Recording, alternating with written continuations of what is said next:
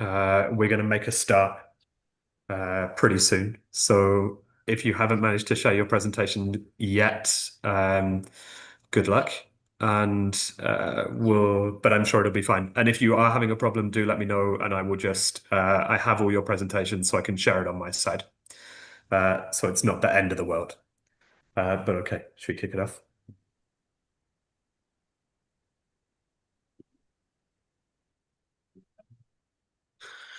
So, hello and good morning, everyone, and welcome to the fourth and final day of the 2026 edition of the AFSIA e-conference on storage. Welcome to those joining on Zoom, on LinkedIn, and on YouTube. For those of you who have been here all 4 days, congratulations. You've made it to the final day. Um, and well done as well, because you've seen a lot of great content already, and we have an entire day, well, we have an entire few hours of more great content for you. And for those of you joining the first time, better late than never, because we have today two very interesting sessions and some great panelists as well for you. Before we kick off with the program overview, I just want to say thank you to our event partners for supporting us and helping make this a success.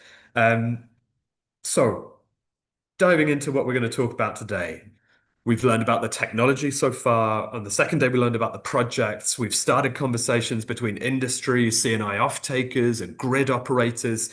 But today, we're really going back to basics.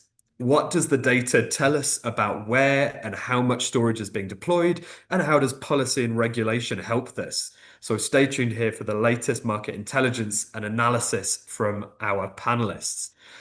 Before we get into the first session, a few bits of housekeeping. Number one, absolutely do not panic. The recording and the presentations will be shared after this event. I know many people will still put that in the chat, but I'm warning you now, it will be fine. We will share everything. Um, Number two, put your questions for the panelists in the Q&A box, along with who you'd like to answer it. If I don't get the person that you want to ask it to, I will struggle to attribute it to someone, and we may just have to skip it. And you can use the chat for networking with the other participants. So, to move to our first session, the state of the storage market in Africa. So, look, the honest starting point is that African storage data is poor. Um, Africa disappears into rest of the world figures, capacity doesn't necessarily get counted properly, and so on and so forth. But if we don't know what is actually happening on the ground, we end up chasing a narrative rather than the reality. And we don't really know, but what is the secret to rapidly scaling a storage market, and what lessons can be gathered from around the globe on how to do this? Which are the African markets making significant strides in solar deployment? And that is what we're here to unpack today, along with the fantastic panelists Matenda Mwewa, the president of the Solar Industry Association of Zambia, SAYAS, Alyssa Peck, Strategy Director for Global Solar Council, GSC, Sim Kalusa, Technical and Policy Manager for the South African Photovoltaic Industry Association, which is a bit of a mouthful, so we just call them SAPVIA, and myself, Director of Operations for the Africa Solar Industry Association, AFSIA. Before we get into the discussion with our excellent panelists, first of all, I'd like to invite Alyssa to turn on your camera and mic and share with us a presentation. I warn you, if you go over 7 minutes, I will just cut you off. Thanks, Alyssa. Consider myself warned, and I'll try to get in under 7 minutes. And I've been asked to present on some lessons learned on the global storage deployment today.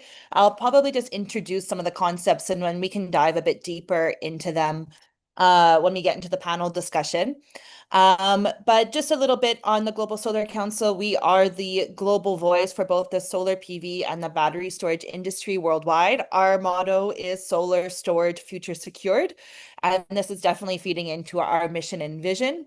We're aiming to get to at least 8 terawatts of solar PV globally by the end of this decade, and to be able to support that immense solar capacity, we also want to get to 1.5 terawatts of storage to be able to support a solar dominant energy system. And we do this through all of our members across the world, covering 97% of solar and storage deployment worldwide, including many of our members are my fellow panelists, some subvia and SIAs are GSC members as well.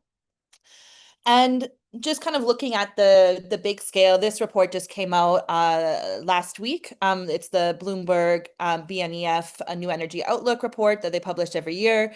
And we are getting to a solar dominant global energy system even faster than we thought we would. So now it's expected that by 2032, solar is going to become the main source of electricity worldwide, followed closely by wind. This means that there is a even more urgency, let's say, to scale storage deployment to be able to support this solar and wind dominant energy system. But the good news is the future of BESS is looking promising. So you see the graph on my left shows the forecast on CapEx for a 4-hour turnkey energy storage system. And this is by region. I think most regions are following the same slope here and having a significant runoff of prices, and then it will start to flatten out once we reach market maturity. Look, in end of decade 2030, 2032, it starts to flatten out almost everywhere. This is good news because 2032 is when solar is going to become the dominant energy source. So it seems to be prices are dropping quite rapidly to be able to scale. And the total installed cumulative capacity of battery storage is scaling also even faster than solar and wind were. And that's because we have learned our lessons of what works and what doesn't work to be able to scale new technology rapidly. So we can bounce off those lessons learned, and especially Africa and the continent can learn a lot from the mistakes of other markets who've been first movers on battery storage.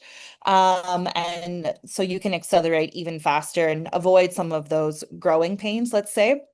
As Benji mentioned in his intro, the data is pretty small at the moment for Africa. Most of the capacity is lumped in here with Middle East, and most of that is actually going to be in the Middle East, that battery capacity. So having good data on storage and battery deployment will be increasingly important as we deploy. And, most of the people on this call will probably know this already, but just to really nail in the message, we need storage with solar, and it's a systems approach. So we need to make sure that we're now, especially as solar is becoming more and more dominant and a mainstream energy source, that we're looking at it as a system, solar plus storage. And this is going to deliver not only energy resilience and security, but it's also going to be able to reduce costs. It's going to be able to not only reduce costs for the consumer and LCOE, but also for transmission and grids upgrades, for the grid operators.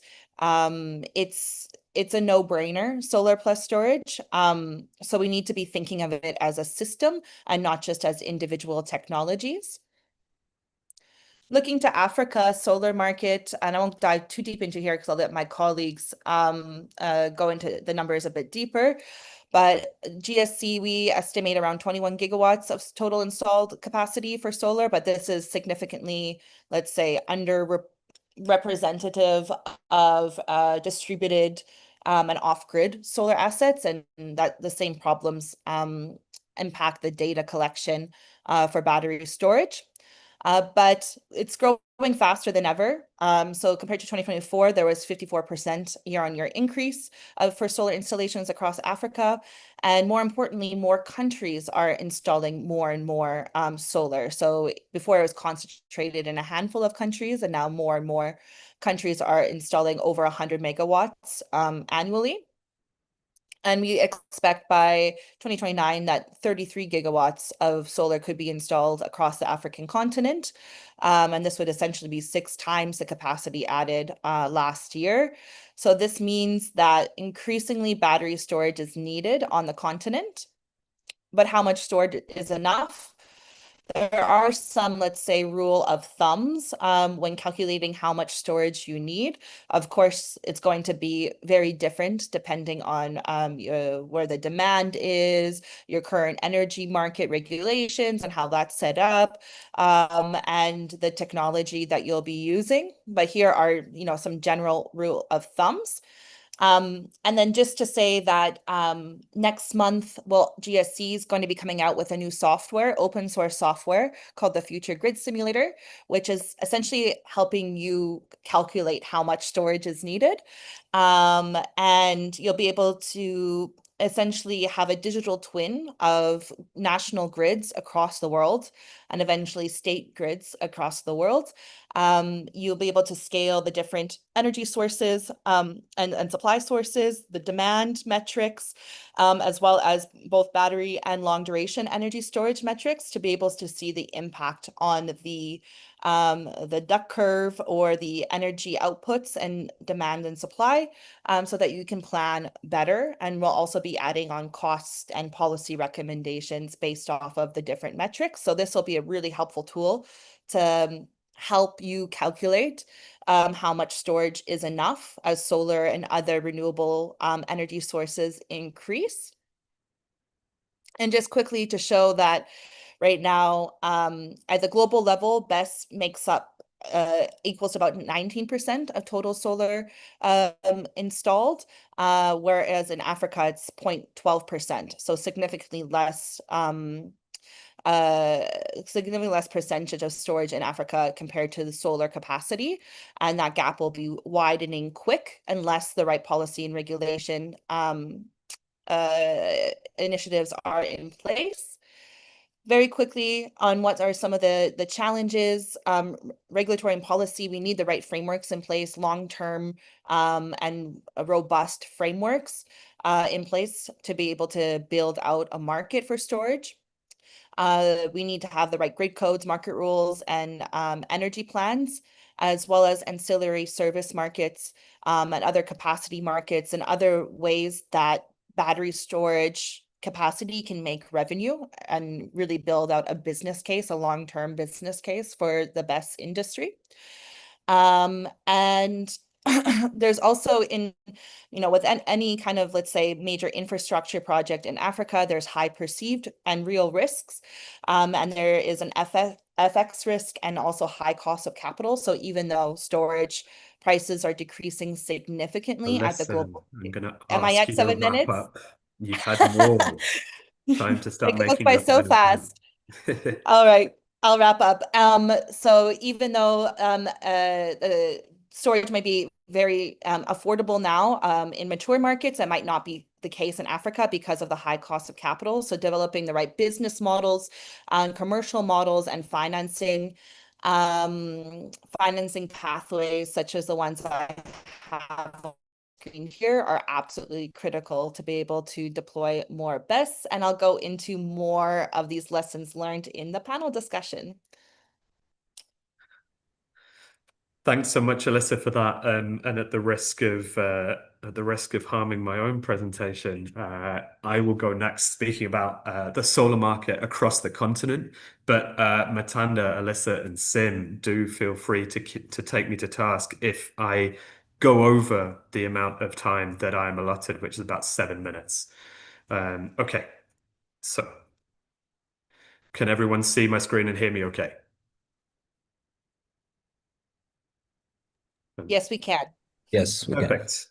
Okay, so over the next few minutes, I want to take you through basically what AFSIA is seeing in Africa's energy storage market, the scale of what's been deployed, what's in the pipeline, and crucially, what's actually driving it. And the key message I want you to leave with today is that storage is no longer a South Africa story. It's becoming a continent-wide driver of solar deployment, and the economics are making it happen faster than most people expected. So let's set the scene. Across Africa, AFSIA has tracked about 3.9 gigawatt hours of installed storage capacity, and we've got a pipeline of about 41.6 gigawatt hours as well. And the question we need to ask is who is leading and what is driving them to deploy? So, as you can see here, when you look into who is actually deploying storage today, South Africa is clearly out in front, and it has been for several years, and that's no great surprise. Um, but if you look at the four markets that have already crossed 100 megawatt hours, so South Africa at nearly 2 gigawatt hours, Egypt at just over 500 megawatt hours, and Nigeria at around 280 megawatt hours, and Angola at 156 megawatt hours, South Africa is the only market with a true standalone best procurement program out of those. So Egypt got there by bundling storage into sovereign guaranteed solar PPAs with EETC. Nigeria's volume is largely C&I and mini grid demand that is responding to chronic grid unreliability. And Angola's capacity sits almost entirely in ECA-backed rural electrification mini grids. So what this shows is that there's no single recipe, but in each case, something has unlocked a first wave of storage deployment, a procurement window, a government off-taker, an unreliable grid, or a concessional rural program. So, looking at the leading energy storage markets by pipeline capacity, South Africa still leads at around 15 gigawatt hours. Morocco follows, which didn't feature on the other one, at 5 gigawatt hours. Namibia and Egypt are both near 3.7. And surprisingly, Uganda comes in at 3.3 gigawatt hours. So the headline is basically that African storage pipeline is geographically diversifying and that it's being financed and contracted through several different routes. State utility tenders, as I mentioned, bilateral state-backed deals, private corporate PPAs, donor-led programs, and they're all in the mix. The implication basically here is that you need to read each market on its own terms. The deal structure that works in Morocco is not necessarily the same one that works in Namibia or Uganda. So what this chart shows is it plots the average or the mean and the median size of African utility scale BESS projects in megawatt hours by year of commissioning. If you look at the mean line first, we're looking at single digit megawatt hours, basically from 2017 all the way to 2022. Then it jumps to about 11 megawatt hours in 2023. And then there's an enormous explosion to 163 megawatt hours in 2024. And then that sort of levels out a little bit between 2025 and 2026. So that spike is being driven by a small number of very large projects. For example, Kenhardt and Scatec's 1.1 gigawatt hour in South Africa, Abydos at 300 megawatt hours in Egypt, and the BESP awards, which include single sites of 400 to 500 megawatt hours. But if you look at the median, so the yellow bar, it barely moves. And that basically tells you that the typical African utility scale project, BESS project, uh, the one that is in the middle of the distribution is still under 10 megawatt hours. And so that gap tells us that what storage is actually being used for in Africa. So the big projects pulling the mean up are doing a very specific job of grid scale arbitrage, dispatchable solar plus storage under sovereign backed PPAs. And this is a growing segment, but it's worth remembering that this is basically concentrated in Egypt and South Africa. The much larger number of small projects around the median are doing different utility scale jobs, and that is things like firming a single grid connected solar IPP under its PPA, providing ancillary services at one substation, and pilot deployments by national utilities to defer transmission upgrades or shore up frequency response on constrained parts of the grid. So the headline projects are real, but they are a small number compared to those other ones. Now, one of the most important structural drivers of all this is the sustained fall in battery prices. So since 2017, you've seen a compound annual growth rate or a shrinking of 11% per year, and now pack pack costs have gone down that were at $266 in 2017, and we're now at $108 per kilowatt hour in 2025, and that's a 59% reduction in 8 years. So now looking at the size of C&I storage in Africa. So the C&I segment is perhaps the segment where storage is most exciting and most immediate for developers working in Africa's today. So the economics are not really uniform. So in low tariff markets such as Nigeria, Egypt, Angola, Zambia, the CNI case is more built on grid unreliability and avoided diesel, not really tariff arbitrage. But in higher tariff cluster markets such as Kenya, Cabo Verde, Sierra Leone, Mali, um, basically pure cost saving on grid electricity against the grid as well, grid reliability drives deployment of CNI storage. So PV plus best work in both types of market, but the pitch is slightly different. And essentially what is behind the shift from CNI becoming a sort of luxury premium bolt-on to now the baseline offering is shown by an economic reality that the next two slides will highlight. So here you have CNI grid prices pre-2024. You can CNI storage grid prices versus PV and BESS. So here you can see that basically there's almost no situation in which PV and BESS was more attractive than CNI grid prices, and mostly diesel is actually a cheaper backup in a significant number of scenarios as well. And what happened after 2024 is quite shocking, and that happens in the next slide. So here you go. Here you see that PV plus BESS costs have dropped rapidly. And essentially, this single point is the economics driving the CNI storage boom. It's not so much policy, it's not so much donor funding, it is very, very simple arithmetic. Now, looking at some of the key drivers, and not to parrot Alyssa, I will go through this very quickly.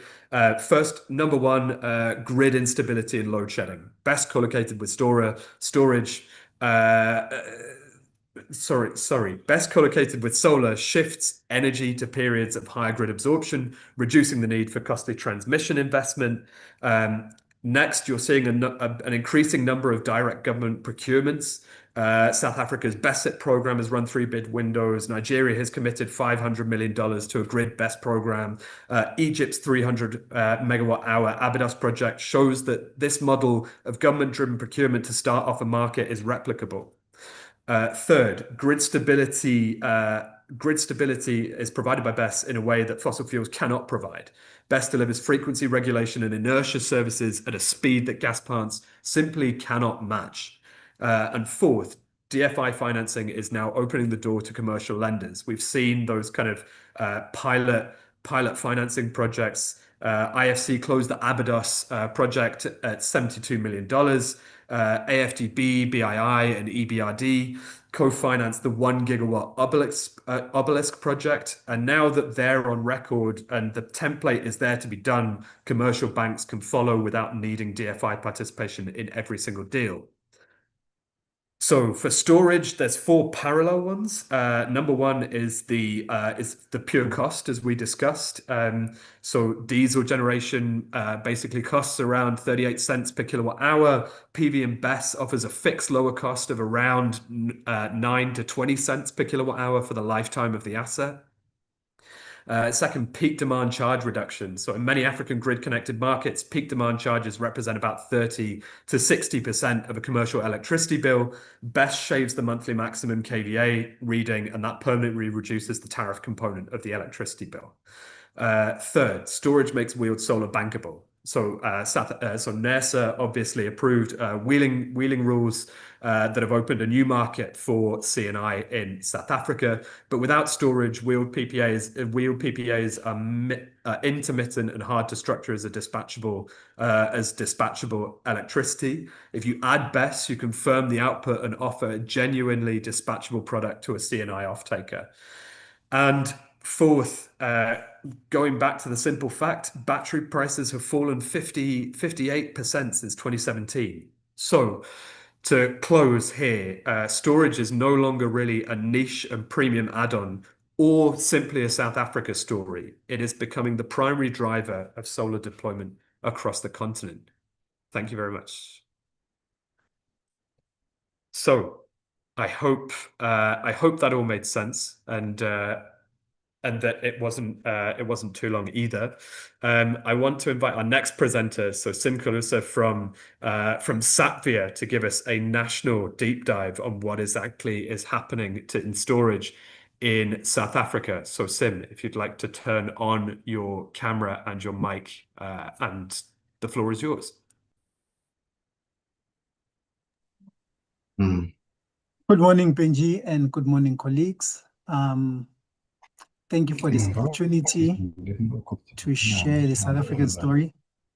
I must say it is difficult to follow after that presentation, Benji. Feels like you're presenting about South Africa. Can you see my presentation now? Yes, yes, we can. Okay, let me start. My name is Sim Kuluse. I'll be sharing on the perspective of solar story, best deployment in South Africa. And I know I've got 7 minutes, so I'll try and run through it very quickly. I will not assume that everyone knows who SAPVIA is, so I'll share a little bit about SAPVIA. I'll briefly touch on global trends, but I think Alicia has done a pretty good job, and a bit about African pipeline, and then I'll tell you about the South African story and why I think you need to consider coming to South Africa, even though it's no longer a South African story. But I do think that South Africa is still the market to do. Basically, about SAPVIA, we are the voice of solar PV industry in South Africa, and increasingly BESS as well. We represent over 500 members, and our members come from the whole solar PV value chain, and now it will be including BESS. And together, with our members, we drive policy, we set industry standards, we accelerate solar PV deployment in South Africa. Our vision really is to see this technology, including BESS, be a reliable contributor to South African energy mix. And it's really all about energy security. We believe that the sun is an infinite resource that we need to harness. And together with BESS, we can then have the solar PV being a dispatchable energy source. And like I said, we share policy and we ensure market alignment through clear rules and strong partnership. We also, another leg of our vision is environmental and market sustainability. Just to touch briefly about what we think drives best deployment in South Africa, it really starts from a global level. If you think about it, this slide is slightly different from what Benji presented, but it just basically shows that the prices of BESS globally have been falling. These slides come back from 2010. So we're seeing about 93% of decrease in project cost. And we've seen an increase from 2024 of about 33,000 of installed capacity globally. So that's what is, so South Africa is following what's happening globally. And if you look at very high levels, African story, yes, South Africa is still leading, and Morocco following, as well as Egypt. But these drivers really is about cost and it's about prices. The next slide, and I think it's our South African story and what has been happening just at a very, very high level. And I think we'll dig deep in the panel discussion. Although we do not necessarily have the BESS as a standalone data. But what we are tracking the lithium battery data that comes out of China, purely because most of our batteries comes from China. So we've seen that the trend is currently increasing, and it peaked at about in 2023 at 1.7 billion US dollars. And this really coincided with the time where South Africa was battling with the issues of power cuts, the so-called load shedding, where we did not have enough power generation. But the trend is continuously going up, so there is still a room for BESS and obviously for solar PV. If you look at some installed capacity, I think Benji touched on the Scatec project that is in Northern Cape. That is our Rolls-Royce project, and it was procured under the risk mitigation independent power producer program. So it's currently have 1.1 gigawatts of BESS. And Eskom, which is our national utility, is also playing in the space with an installed capacity of 420 megawatt hours. And if we look at the pipeline, and I think Benji correctly stated, we've got a government-led program, and under that program currently we've had 3 bid windows, and there's about 1.7 gigawatts of procured BESS. So with a number of projects in bid window 1 with 5 projects, bid window 2, 8 projects, and 3 being 5 projects. And colleagues, it's not only just government-led procurement of BESS. We also have a very thriving and very agile private offtake market at utility scale. For example, there's Sasol, there's A Products, and there's Net Zero Africa with at 500 megawatt hours of BESS. So the market is mixed. It's not just government-led, but it's also private sector-led. And I dare say that it seems that private sector is more agile and private sector is more able to deploy quicker than the official government-led project. What are our strategic key drivers for BESS in South Africa? The first one is really energy security. Operations want to protect themselves against power cuts, but there's also a second driving factor that's currently happening right now. We are seeing a high electricity or the rise in electricity tariff in South Africa.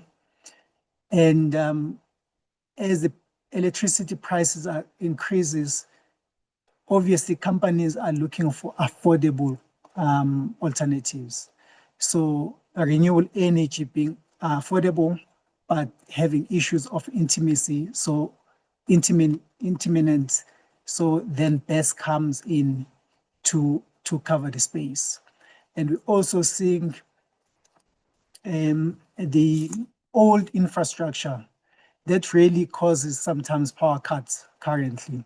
So again, BESS comes in to assist in terms of behind meter installation, just to ensure that there's energy security. Obviously, the second driver is actually the integration of renewable energy with batteries. Basically, it's the issue of just trying to shift the production peak to a demand peak. As an example, you have in the solar space a production peak during the day, but you'll have a demand peak in the evenings or early mornings. So BESS covers that.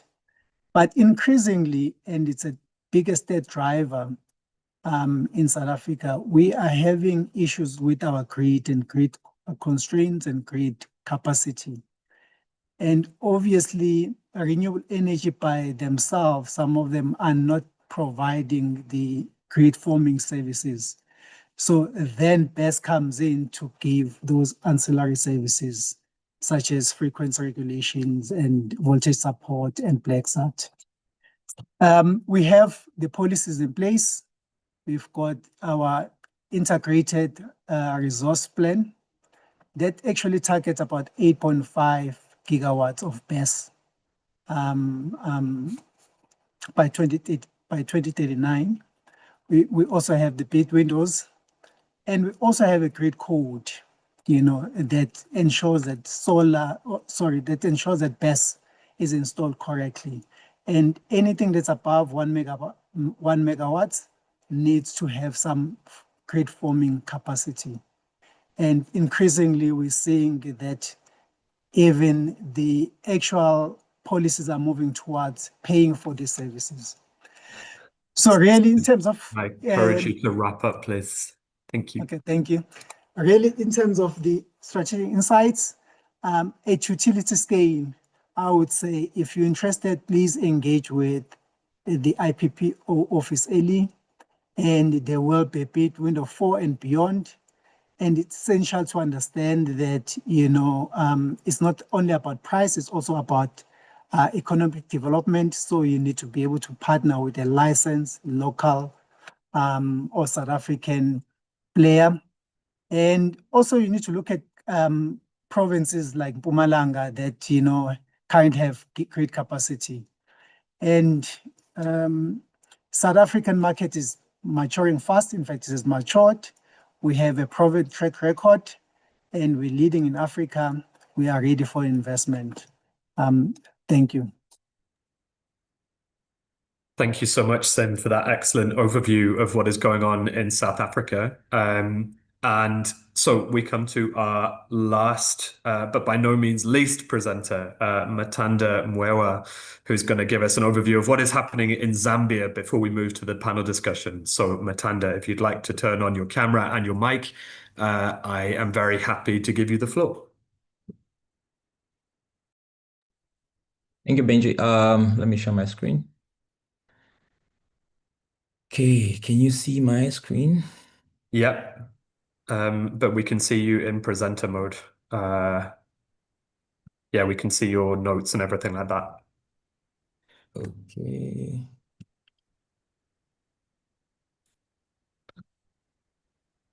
Wow.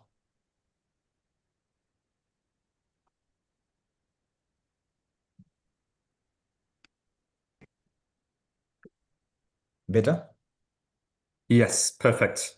All right, off you Okay. go. All right. Good morning. Thank you again for inviting the association to present. My name is Matanda Mwewa, and I'm going to give an overview basically on what's happening in Zambia. I am the president of the Solar Industry Association, head of sales for Reason Energy, taking care of the SADC and Central African market, and I sit on the National Energy Technical Committee here in Zambia.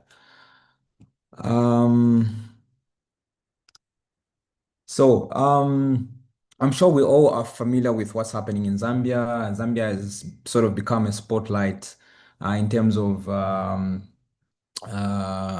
investments and solar explosion in Zambia because of certain things that have been happening. So we've moved from hydro dependency to a resilient energy future, and there's a lot currently happening.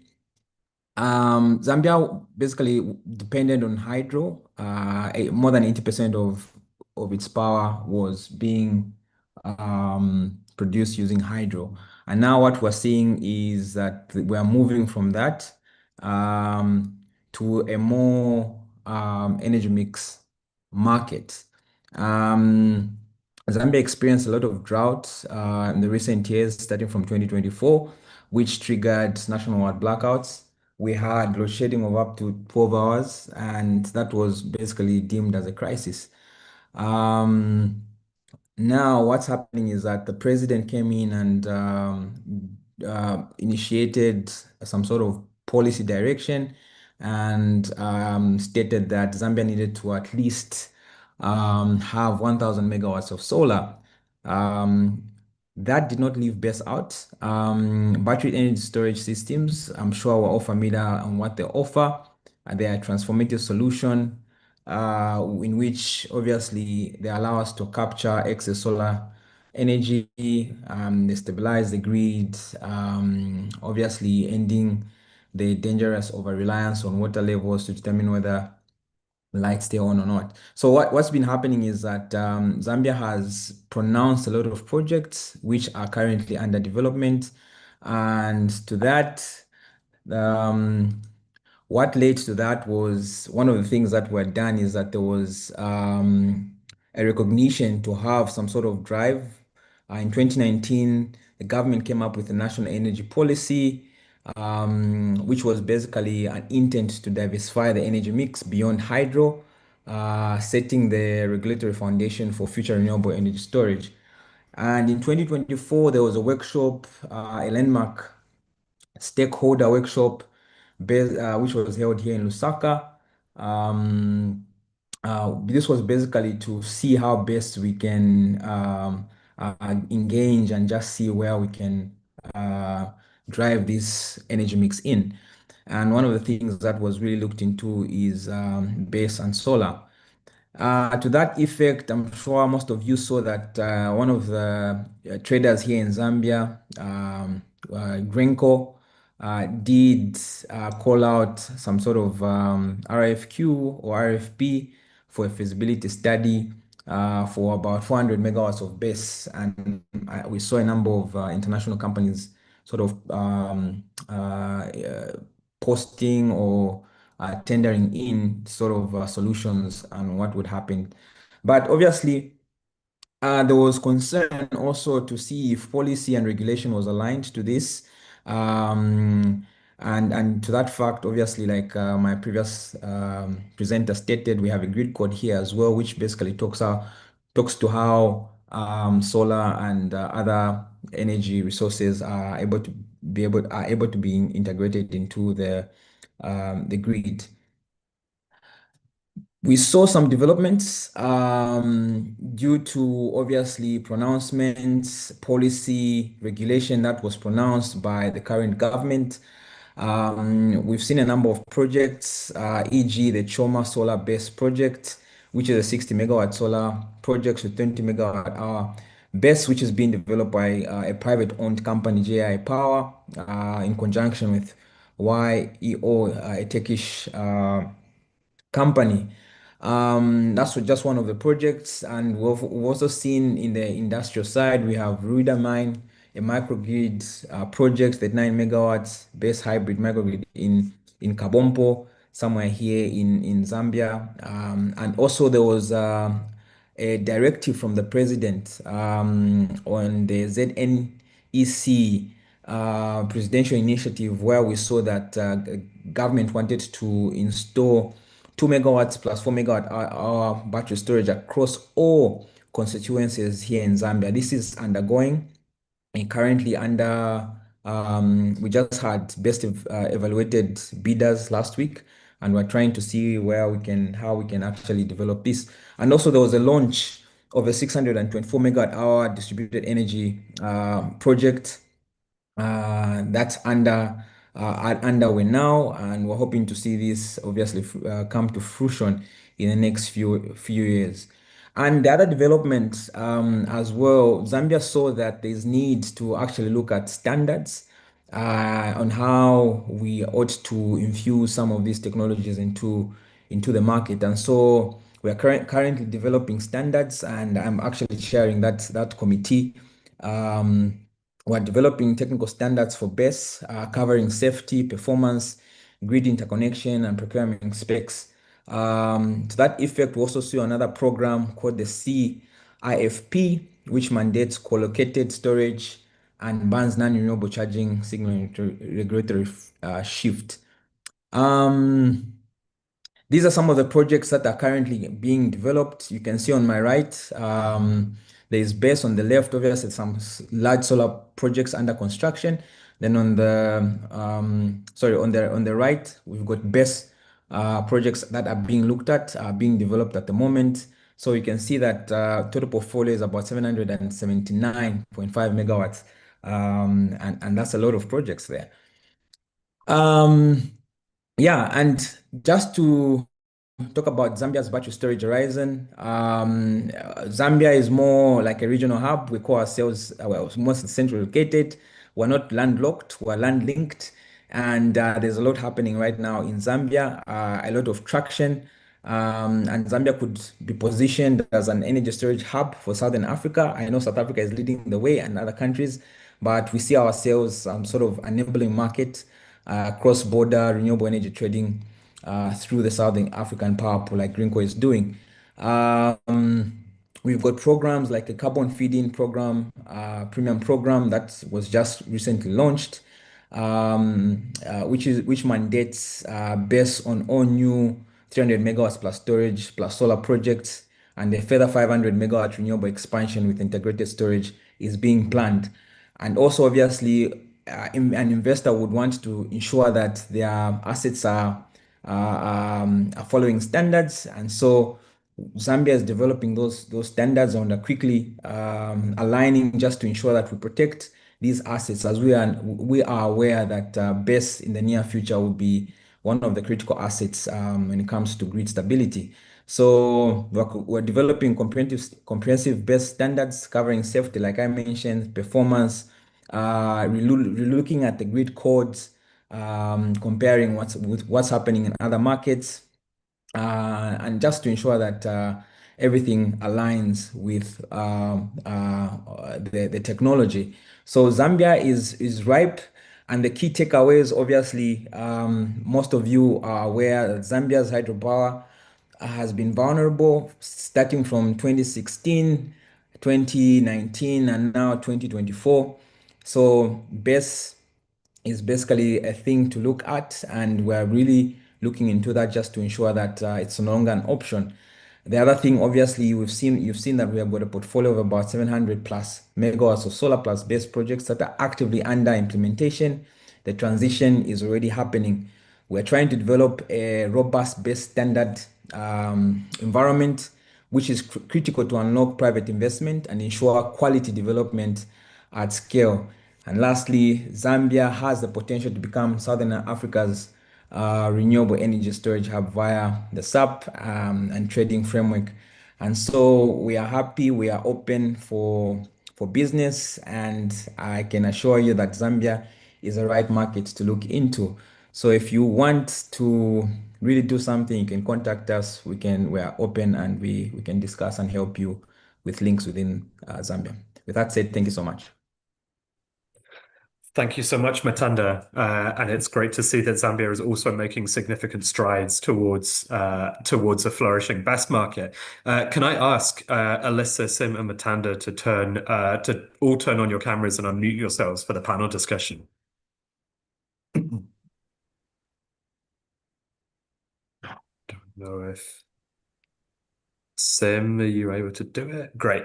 Okay, everyone's here. So in the time we have left, I'm going to pose some questions to you, but really I want to start with a kind of general, sort of quite high level question for all of you and get your take on this.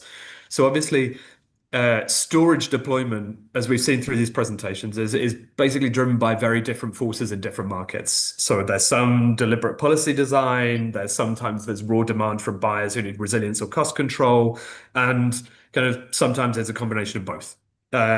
Looking across South Africa, Zambia, and the global picture, which of those forces is producing the most durable and scalable storage markets? And where does kind of the whole African continent sit on that spectrum today? And I want to come to you first, Alyssa, to get your kind of perspective on that continental level, and then we'll come to Sim and Matanda.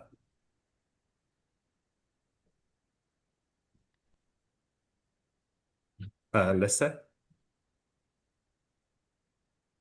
Okay, seems like Alyssa has got some connection issues for a little bit, so maybe I can address the question to you, Matanda.